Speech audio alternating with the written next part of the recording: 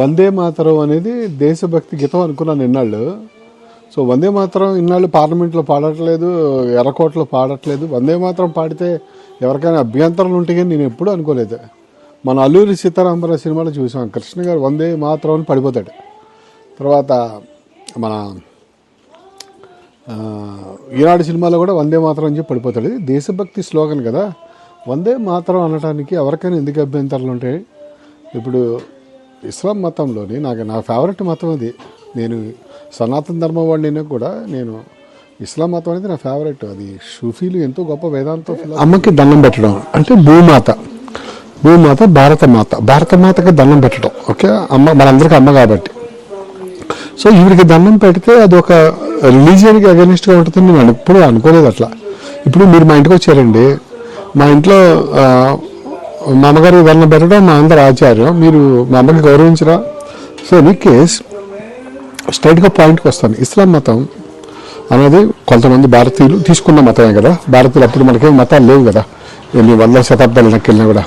So ఆ మతం ఎక్కడ పుట్టింది? సౌదీ అరేబియాలో పుట్టింది. సౌదీ అరేబియాలో ఆ పైన ఎక్కడ పుట్టింది?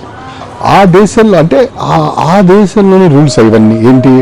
అమ్మకి దండం పెట్టకూడదు, ఊరికే మీరు అల్లాకి తప్ప ఇంకెవరికి దండం పెట్టకూడదు. ఇవన్నీ కూడా దేవత్వం స్పిరిచువాలిటీ కంటే కూడా నాకు ఒక రాజకీయ రూల్స్ లాగా, ఒక కమ్యూనిటీ రూల్స్ లాగా అనిపిస్తున్నాయి. కమ్యూనిటీ రూల్ ఎలా పాటిస్తారండి ఇక్కడికి వచ్చి? ఇప్పుడు దేవుడు అయితే అది వేరే విషయం, కమ్యూనిటీ రూల్స్ చెప్పకూడదు మీరు. ఓకే, సో సౌదీ అరేబియా కమ్యూనిటీలో అట్లాంటి రూల్స్ వెళ్తాయి. భారతదేశంలో అమ్మకి దండం పెట్టడం లేకపోతే గోమాతని సేవించడం అంటే కొంచెం ఈ నేలకు సంబంధించి అవమానం చేసినట్టు అవుతుంది. అది నేను ముస్లిం సోదరులు మళ్ళీ నేను దండం పెట్టి చెప్తున్నాను. నాకు చాలామంది తెలుసు, ఒక్కోసారి నిజం చెప్తున్నాను, నేను హిందువుల కంటే కూడా మంచిగా స్ట్రాంగ్గా ఉండేది ముస్లిం సోదరులే. కానీ ఈ రకంగా ఎవరైతే ప్రపగండా చేస్తున్నారో వాళ్ళు నిజంగా మీ ముడి మీద తినాలి. ఇది మీరు వందే మాత్రం అనబాకండి, ఇంకోటి ఎవరు చేస్తున్నారో తెలీదు.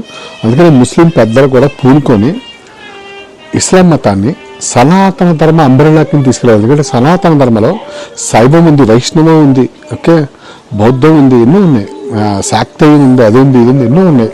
అన్నీ కూడా బ్రహ్మం ఒకటే అనే ఒక ఫిలాసఫీకి వెళ్తారు అన్నమాట. అంటే నామరూపాలు వేరు కానీ మార్గం ఒకటే అని ఒక అంబ్రెల్లా కిందకి వెళ్తాయి. సో ఇస్లాంని సనాతన ధర్మ కిందకి తీసుకురావాలి. భారతదేశం యొక్క ఐడెంటిటీ అనేది వేల సంవత్సరాల క్రితం చరిత్రతోటి ముస్లిమ్స్ ఏకమవ్వాలి. అంతేగాని సౌదీ అరేబియా కల్చర్ తోటి ఏకమయ్యి ఇక్కడి నుంచి వాళ్ళ కబుర్లు చెప్పకూడదు. మీరు ఇక్కడ వాళ్ళు ఇక్కడ కబుర్లు చెప్పాలి. పాకిస్తాన్లో అంటారంట, హిందువులకి బట్టలు కొట్టుకోవడం రాదు, మేము వచ్చి బట్టలు కుట్టామని.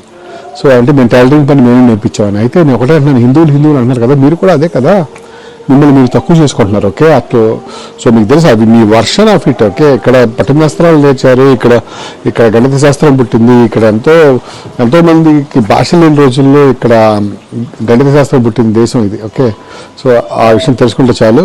జై హింద్, జై జనభూమి, వందే మాతరం. వందే మాతరం అంటే మా ముస్లిం సోదరులకి ఎందుకు వ్యతిరేకించాలి? ఒకటే అర్థం కాని విషయం ఏంటంటే, వందే మాతరం అంటే ఏంటి? అమ్మకు నమస్కారం, మేము అమ్మకి నమస్కారం పెట్టాం, మీ దేవుడికే నమస్కారం పెడతారంటేనా అంటే ఒక ఉద్దేశం వాళ్ళకి ఎలాగో వచ్చింది. అమ్మకి నమస్కారం పెట్టడం మీ రిలీజన్కి సంబంధించింది అంటున్నారు.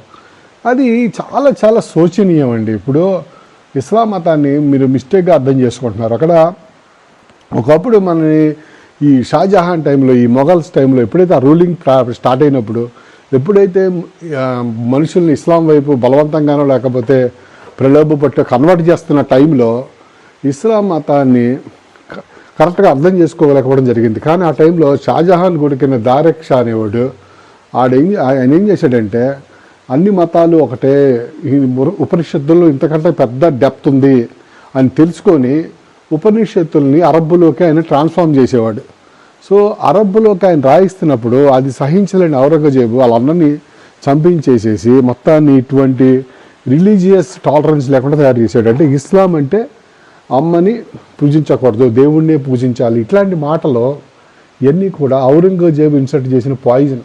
ఓకే, ఇంకోటి ఈ ల్యాండ్ మీద ఉన్నప్పుడు ఈ ల్యాండ్కి సంబంధించిన గౌరవం, ఈ ల్యాండ్కి సంబంధించిన సంస్కృతిని మీరు గౌరవించాలి. అట్లాగే మీరు అందరూ కూడా ఫస్ట్ ఈ నేలకు పుట్టినోళ్ళు, ఆ తర్వాతనే మీరు కాగబడి ఇన్వేడర్స్ తీసుకొచ్చిన ఇస్లాం మతమో లేకపోతే బైబిల్ మతమో ఇలాంటివన్నీ తీసుకున్నారు. సో ఇన్నాళ్ళకి ఇది. అందుకే నా ఉద్దేశం ఏంటంటే, ఎవరైతే ముస్లిం పెద్దలు ఉన్నారో వాళ్ళందరూ కూడా ఒకసారి భారతీయతకి సరిపోయే విధంగా ఇస్లాం నియమాలు ఇక్కడున్న ముస్లిం సోదరులకి చెప్పాలి. ఎందుకంటే ఔరంగజేబు చెప్పినవి పాటించడము, లేకపోతే ఎక్కడో సౌదీ అరేబియాలో చెప్పిన రూల్స్ పాటించడము వాళ్ళకి ఏ రకంగానూ ఈ దేశంలో వాళ్ళు ఒకటి చేయలేవు. ఓకే, అట్లాగనే ఏంటంటే ఈ రిలీజియన్స్ అన్నీ కూడా మనకి తెలుసు కదా, స్వతంత్రం రాకముందర ఇది ఈ ఇస్లాం ఇన్వేషన్ జరగకముందర ఎలాంటి రిలీజియన్స్ లేవు. ఈ రిలీజియన్స్ అన్నీ కూడా మనకి వచ్చాయి ఈ ఇన్వేషన్స్తోనే వచ్చాయి ఈ దేశంలోకి. సో మనకు నిజమైన స్వతంత్రం ఎప్పుడు వస్తుందంటే మన రిలీజియన్ అనేది దాటి ఫ్రీగా మనం ఆలోచించినప్పుడే